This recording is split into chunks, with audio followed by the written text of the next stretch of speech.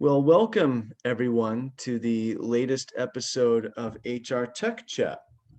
And with us today, we have Dr. Chris Mullen, who is Executive Director of the Workforce Institute at UKG.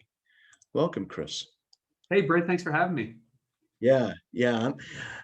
Thanks for agreeing to do this. Honestly, I'm super interested in speaking with you today. We had a conversation, I think it was last week, around some of the things that you folks are looking into there at the Workforce Institute, and it was kind of interesting. There was a sort of an inadvertent sort of alignment with some of the things we're looking at 360 Insights, and so we figured, hey, let's continue this conversation for the public domain for everyone else to hear. um, we were talking about a few things, so I just want to make sure that I characterize this correctly. One of these things is that employee feeling. So HCM, human capital management, the practice of it, the technology for it. We all know, there's sort of the nuts and bolts of HCM, making sure payroll is processed on time, getting schedules, making sure that getting a system that can create a schedule, with as little human, manual labor as possible, these sorts of things.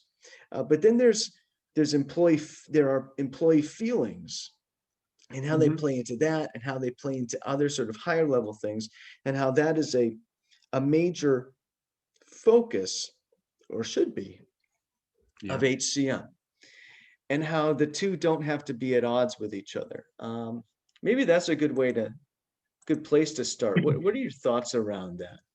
Yeah, kind of. You're right. I kind of equate the HCM nuts and bolts and this employee feeling slash sentiment to the age old discussion from an HR perspective of, is HR should HR be tactical or should it be strategic? Mm. It's like this versus that shouldn't be there. It's both. It's and like HR should be tactical. HR should be strategic. It's a both, and both have an interplay. I do believe that, when we talk about HR practitioners or HR leaders, that there are many of us, some of us can go between the two. And Mm. there are also some people that should be in one or the other bucket. They're really good at the tactical. And then there are other people that are really good at the strategic. Mm. And so I think the similar thing comes about when you start to talk about HCM as a nuts and bolts or this employee sentiment. Like, where does it fit? We definitely need the nuts and bolts. We need people to Mm. track time, to get paid, right? Without that, I don't think you can do the rest. So Mm. it's almost like the foundation. If you have your HCM nuts and bolts correct and humming along, then you can really start to work on your employees' feelings, the sentiment. And that's like, almost to me, it's like the icing on the cake, Mhm. as you might say, this idea or the thoughts that you can start to listen to your employees. I think a Mhm. lot of times we survey employees, and this is, I think, what you and I were talking about last week. You can survey them, and then if you don't do anything about it, then your employees are like, "I'm not filling that out again. Like, Yeah. I didn't hear anything about it. They didn't do anything." And so it really leaves them with a bad taste in their mouth. Uh, That's such a great point right there. If you're going to do an employee engagement survey or employee sentiment survey, a pulse survey, whatever, maybe pulse surveys. I mean, there's a little bit more, I think, rigor to that because you're Mhm. doing them. There's already sort of an intrinsic. We're going to keep doing these kind of thing there. But with the other two, yeah, if you just leave it, if you send it out there and just leave it hanging, just just don't do it at all. Right, It's almost exactly. better. Yeah. A couple things that you said there that were super intriguing to me. One is this idea that that HCM can be both, and I just to give listeners, bring them up to speed where there's some real interesting alignment here. You talked about strategic and tactical HCM. Um, what we called it 360 Insights is abstract and concrete HCM. Mhm. Concrete is, this is the stuff that's, and I think it equates to the tactical, at least a lot of it, this idea that this is the stuff that that the accountants readily understand. It's super easy to translate it to a line item in the general ledger. It's a financially quantifiable thing. And so, and a lot of businesses, when they don't know what to do as a business, as an organization, they fall back on the numbers, the balance sheet. There can be that fixation there, but also the abstract being all these things having to do with employee sentiment, the things that contribute to employer culture being a good one or bad one, all these kinds of things, and how that really needs to be a focus as well on of HCM.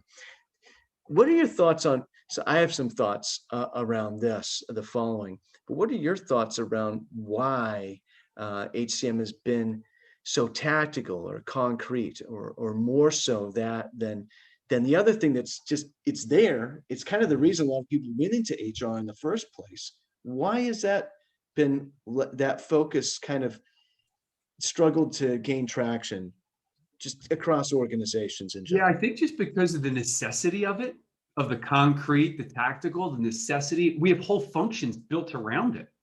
Mhm. Payroll being a really good example of that. Although I do think payroll needs to be more strategic, or can be, if Mhm. not already. And it goes to maybe your example before of when you're doing surveys like employee engagement.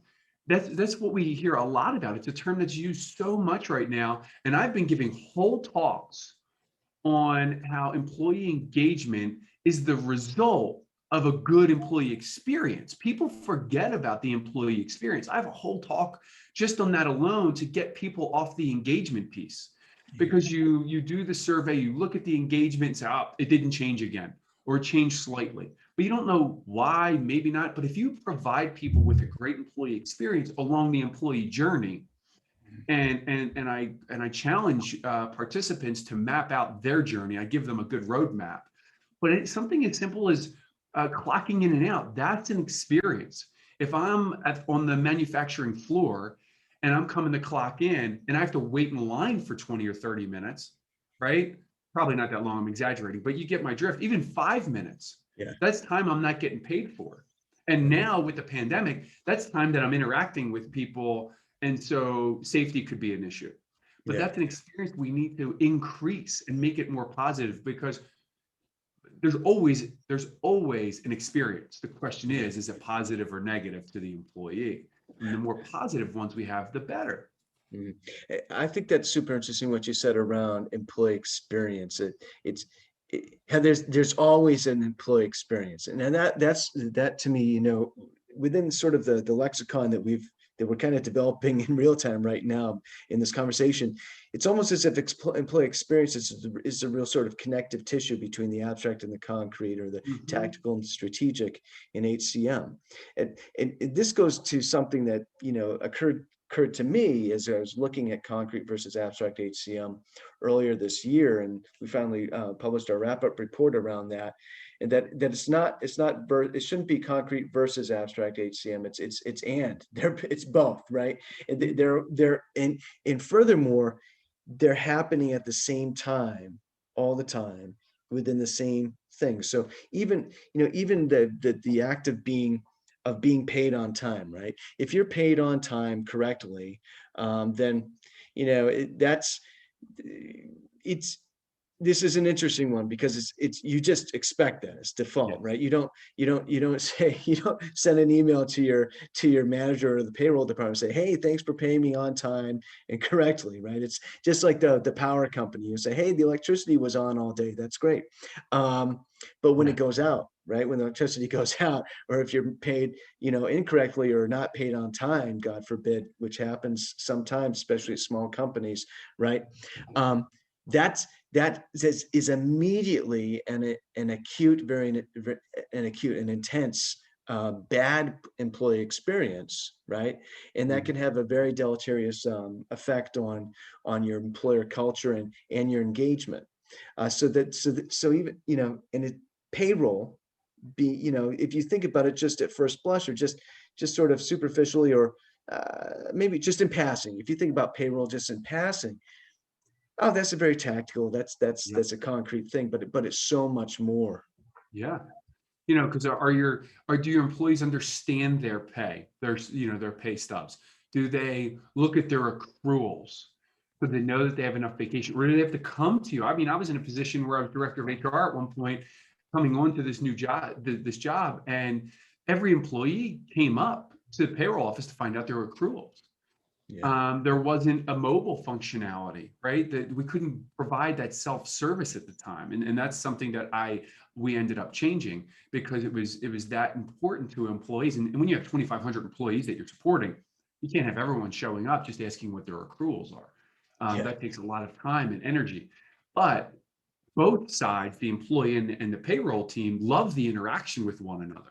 Right? They got to see each other and get to know one another. That's what we want. But if we can get rid of that transactional and let the employee do it, we can spend more time with them doing something else, doing more strategy, right? More of the abstract and working on that with them. And I think you're right in the sense that the employee experience is what ties a lot of it together. And so for those who are listening or watching, I would challenge them to develop. In my talk, we have a whole, like I said, we have a whole roadmap that starts with recruitment, the hire, right? And it goes all the way to retire and all the different things in between. And on every point on the road of the employee journey, we map out, is it a daily interaction? Is it a weekly? Is it a yearly? Is it a one time? We map it out that far. And then I can even drill down and pick that point on the journey. And it goes to it's an interactive. You might remember when we were kids, the choose your own adventure books. I love those books. So that's what this presentation is. So I can take from the audience, where do you want to go? I click on it, brings me to a whole new slide that says, here are the pain points from the employee's perspective on this point in the journey. Here's actually the pain points from HR or payroll on the journey. And then here's the solutions that you might want to think about and implement to help make it a more positive moment. And to drill this home, there's a book, the Heath brothers, and I think it's called Moments That Matter.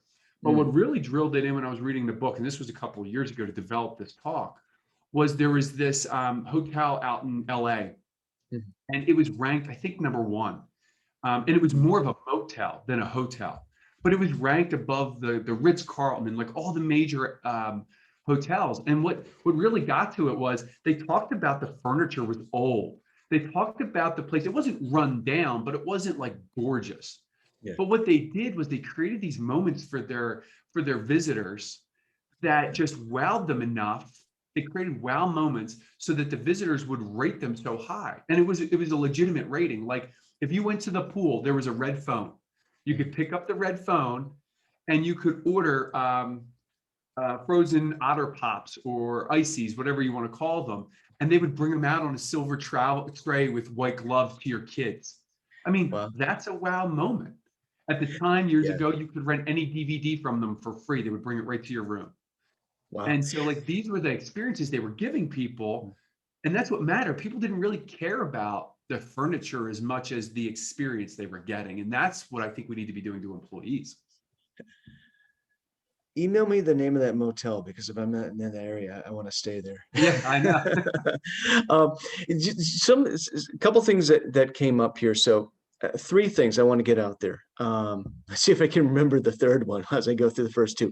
So the first one is going back to something else you said around, the technology and getting things, the technology, getting that sort of a lot of that tedium out of the way, a lot of that time consuming stuff out of the way so people can focus their time on other things.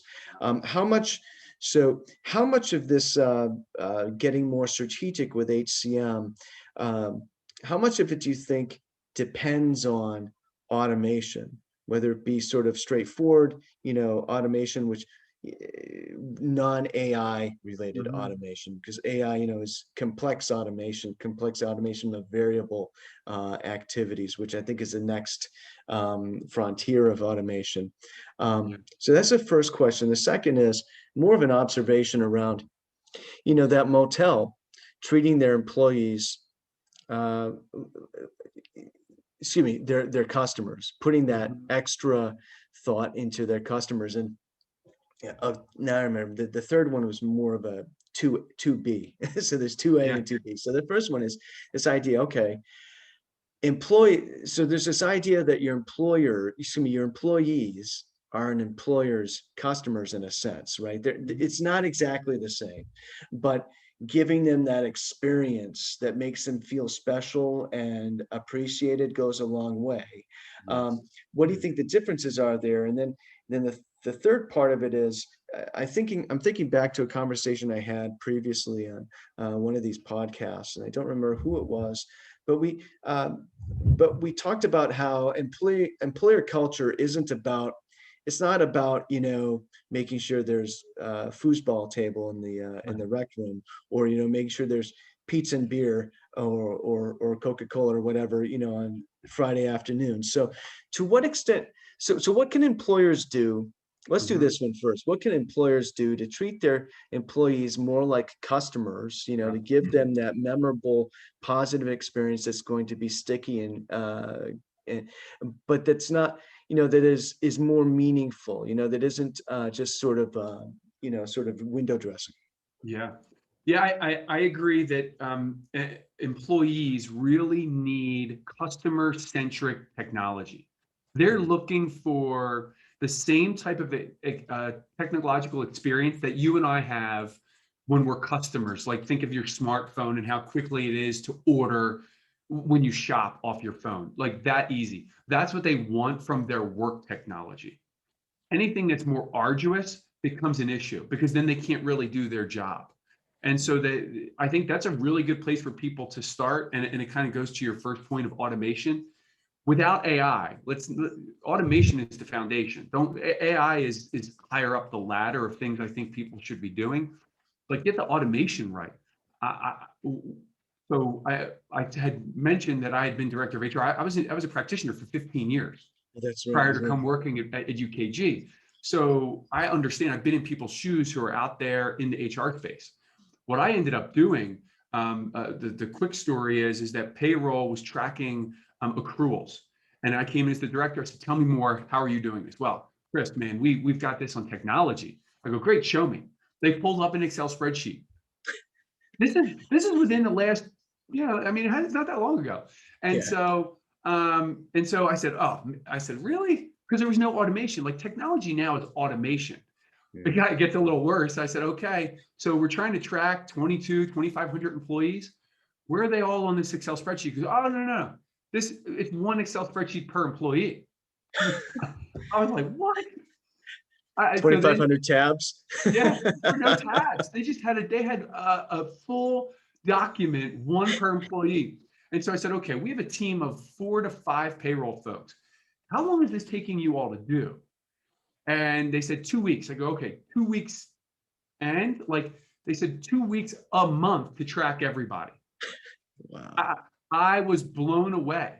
So Yeah. the first thing we did with technology was, how do we automate our systems to take care of this? Now people start to worry because we were able to automate the whole thing.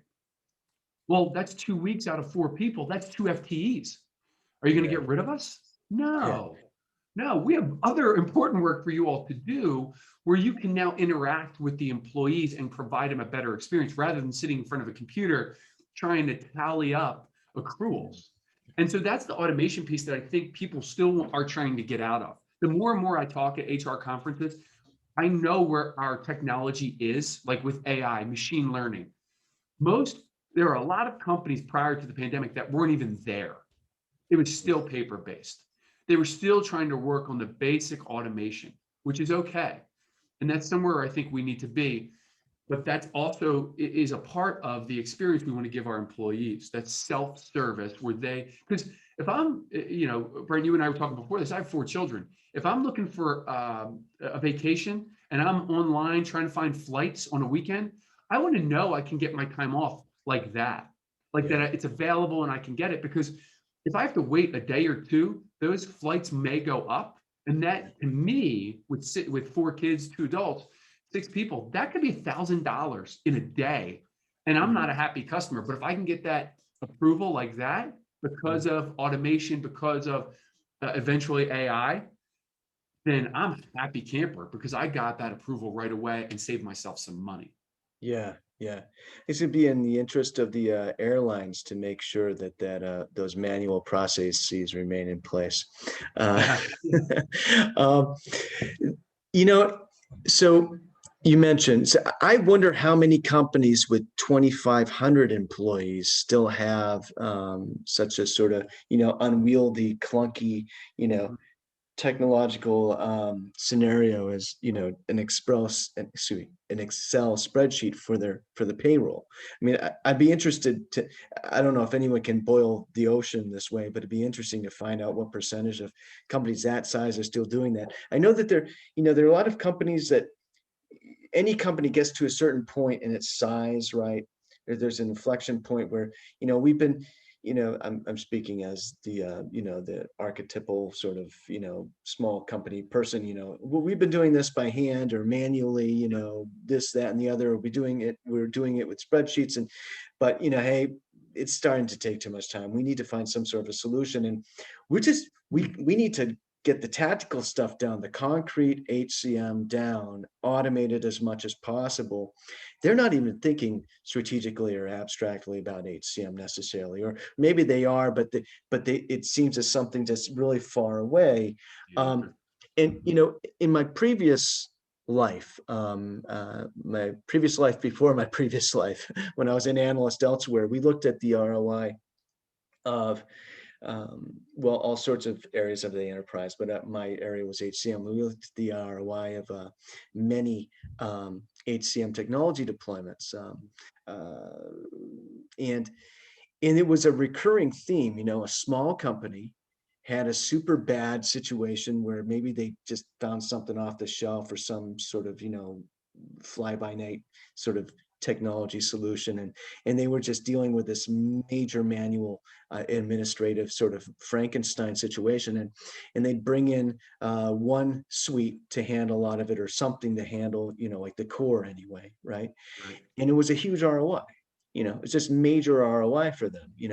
And but that it but if you think about it from an accountant standpoint, right, it ends there. Okay, productivity gains, right? But Mhm. what do the productivity gains mean, right? And you mentioned, you started to hit on it just now. We're not, we had two full-time, two FTEs doing this stuff. What, are you going to get rid of us? No, we're going to let you do all these other things, right? And so what I struggle with, just in general, and excuse me, let me put this differently. What I'm striving to communicate, figure out, and to present to the world here is, okay, there's that part of it, the productivity gain, and that's the end of the financially quantifiable conversation, right? Or the stuff Yeah. that, where does the upside, like the wide blue yonder, that's all of a sudden sort of opened up to you, how does that fit into the equation in terms of organizational success? And when we look at companies, and the ones that really truly succeed and prevail in the marketplace. Yeah, I think it can be easily equated to the same thing as culture. It's something that's not as quantifiable as people would like, but it has a huge impact on the bottom line, productivity. Taking care of your employees has a huge impact.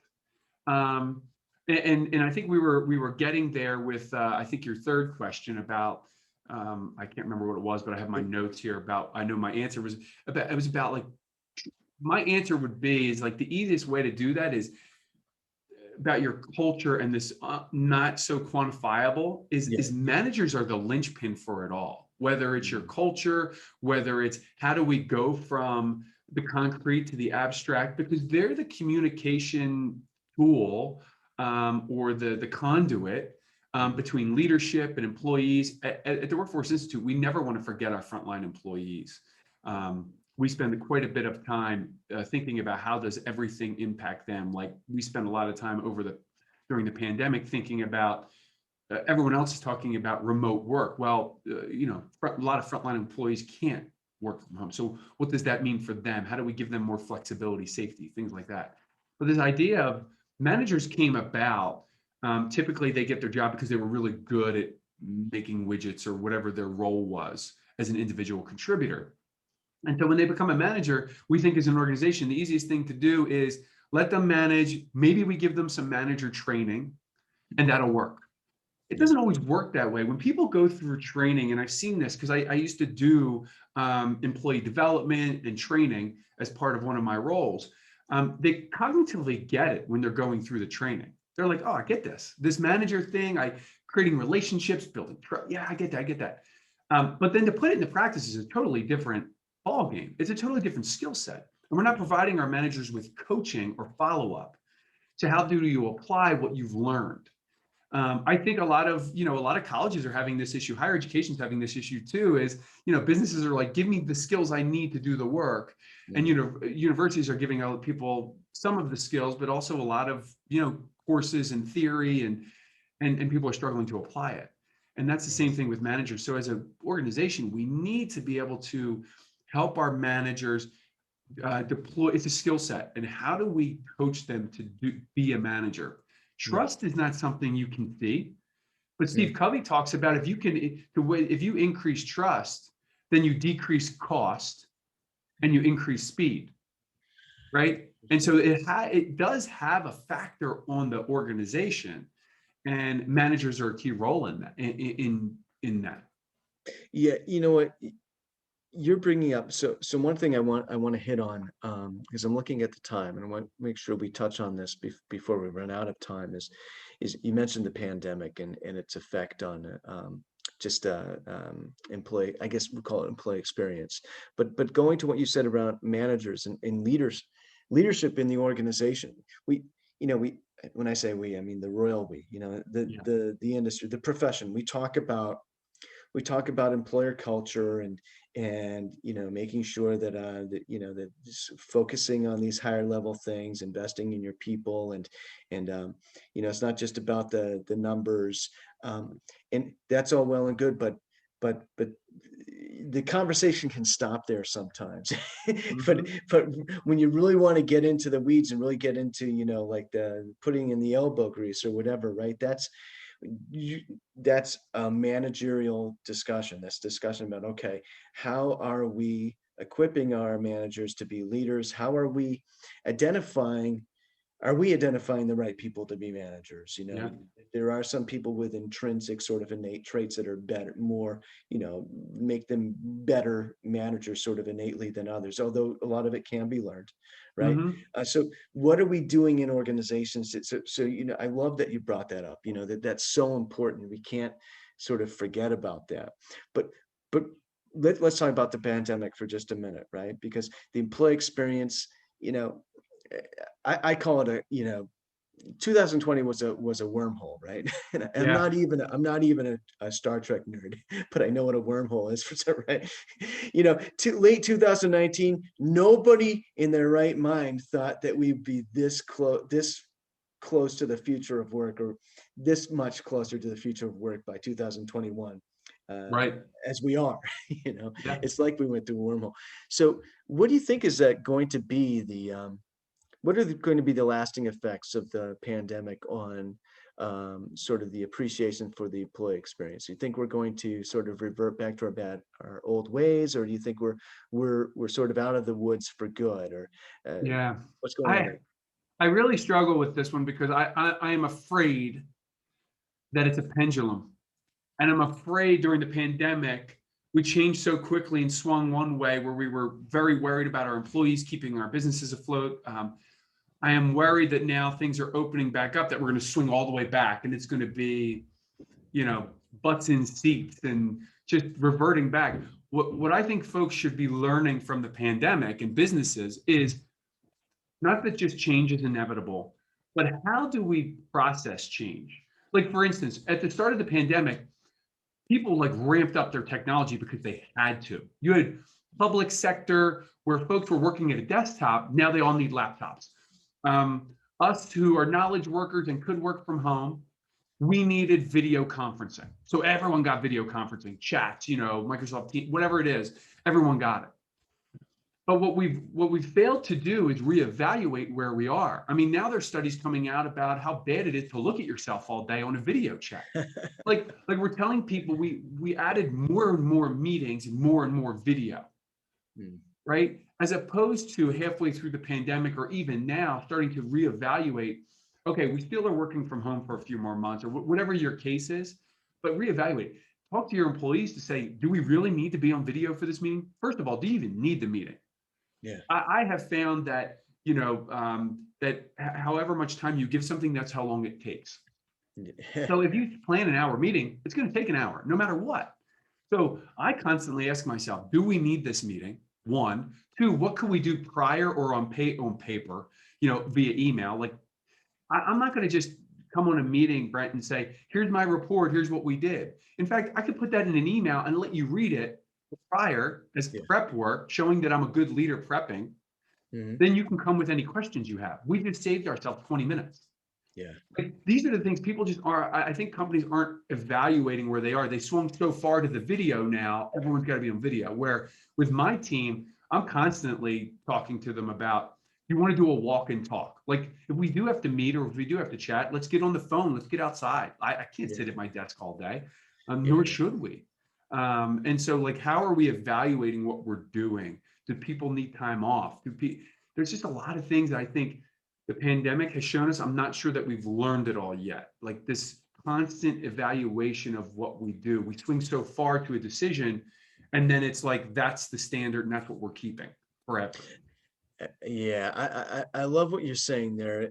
And what's interesting is that technology, is really good at facilitating communication, right? Yeah. Interaction, and also organizational agility, right? There's two things, right? And but the employee experience, and there are ways that technology definitely can support and facilitate the employee experience, right?